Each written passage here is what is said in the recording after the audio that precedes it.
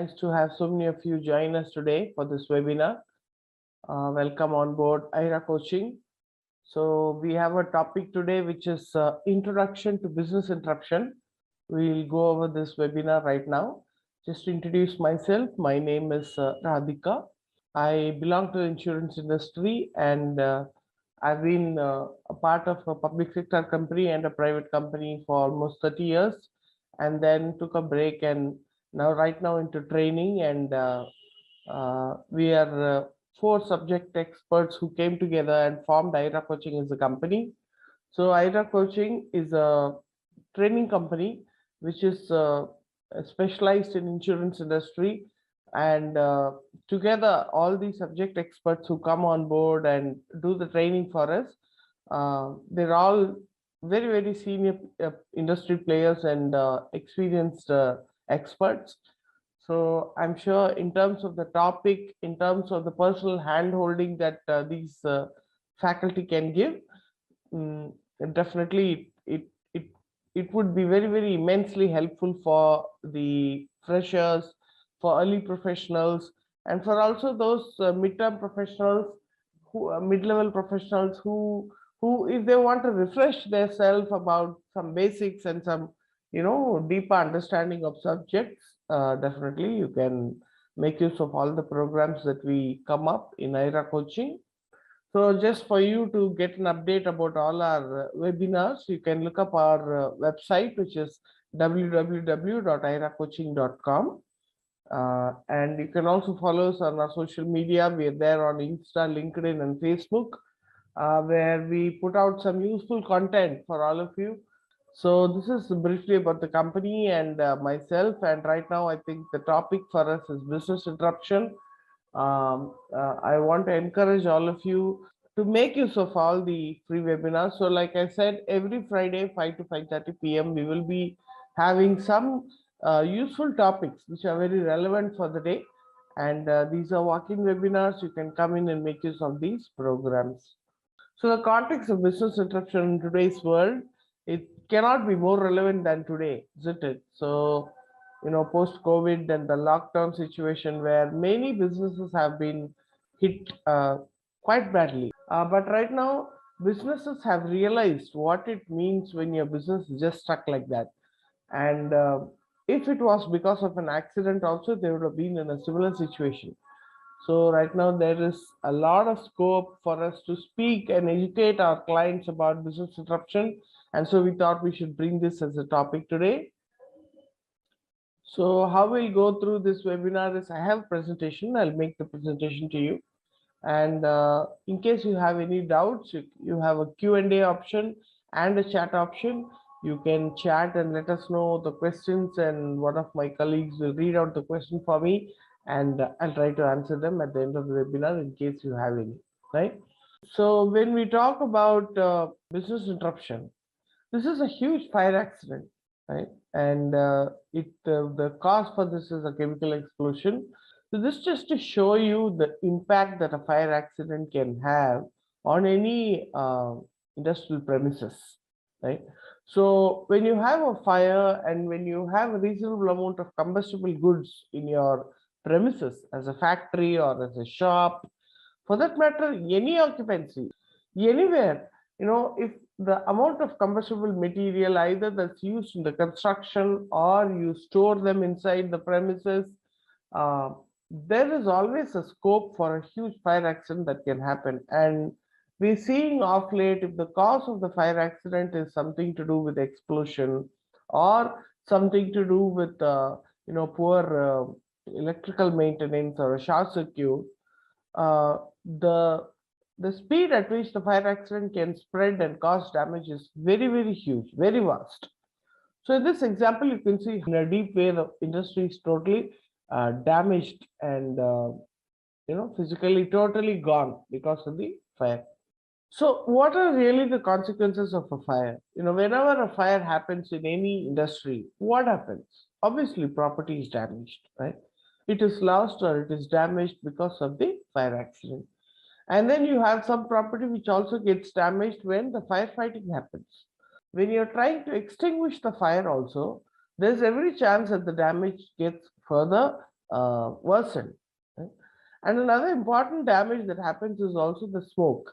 When you have thick fire or intense fire, it leaves a very intense level of smoke also, right?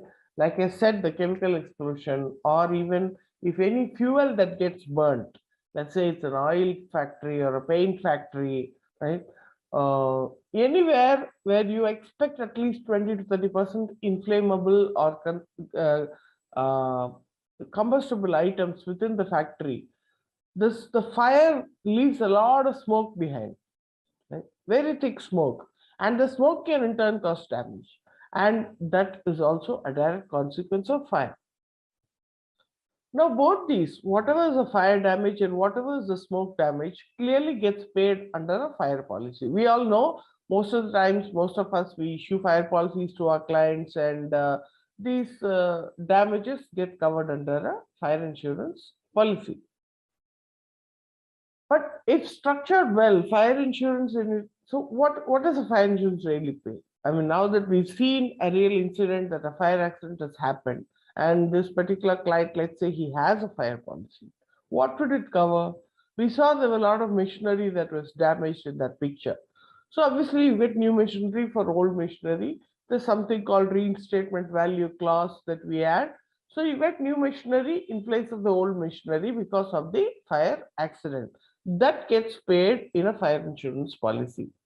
And you're also you get a chance once a claim gets settled to build a new building in place of the old building that got damaged because of the fire accident. Of course, subject to other terms and conditions in the policy. And then, of course, if there are stocks. Now, stocks, when we say, it could be raw materials, finished goods, anything, right? Also the stock in process within the processing unit.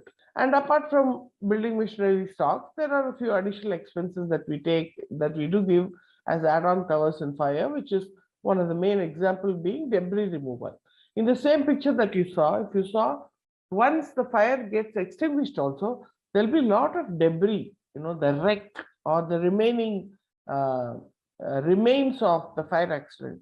So this needs to be cleared and removed so that you get a free-fledged place for you to either reconstruct your building or erect your machinery back. And that costs a lot of money, right? So much of expenses incurred to actually clear up the fire accident spot. But really, if you look at a fire disaster, what all happens after a fire disaster? We know that production stops, your entire machinery is not functioning, and for you to complete the erection and put back the factory into the original situation, time lapses, isn't it? It could be 3 months, 6 months, 12 months, depending on the extent of damage that the fire caused. So we need to look at the time lapse also as a consequence to the fire accident. But in this period of time when your business is totally interrupted, what happens? There are a few costs that you need to really incur. See, there are employees who are there, who are permanent staff, and your premises, let's say you've taken on rent. You have to continue to pay rent, isn't it?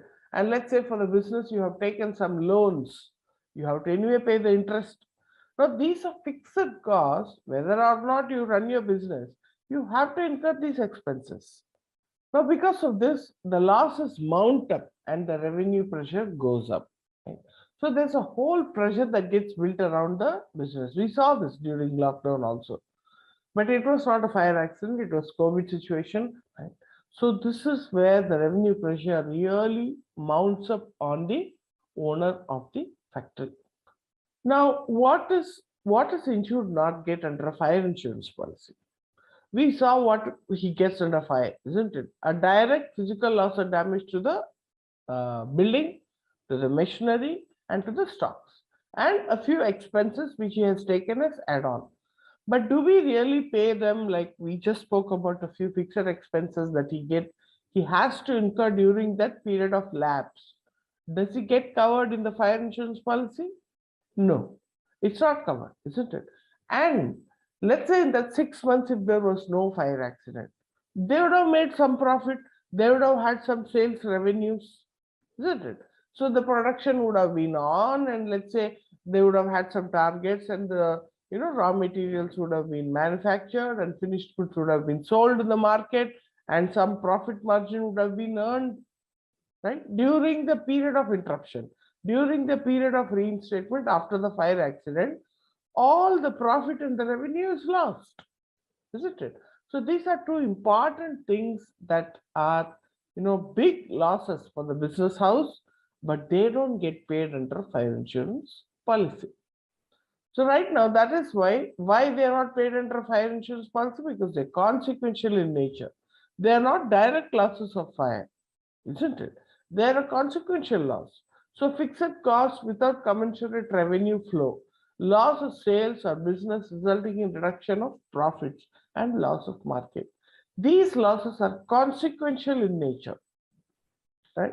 Depending on the revenue drop, fixed cost ratio will go up. Loss of sales is anyway going to happen because you're not even producing anything. Once the sales drops, the profits also low, and you lose market. These are three, consequential losses to a fire accident. But right now, the first two, which is fixed cost and loss of profits, these two can be covered under a separate insurance policy, which is what we call as business interruption insurance. We call it BI, or we call it loss of profits, or we call it consequential loss policy, CL. So BI, CL, LOP, all these are familiar terms, short forms that we use for the same policy, which is called the business interruption insurance. So this is what we wanted to look at today on a very, very basic and introductory manner. So consequential loss insurance, what does it do?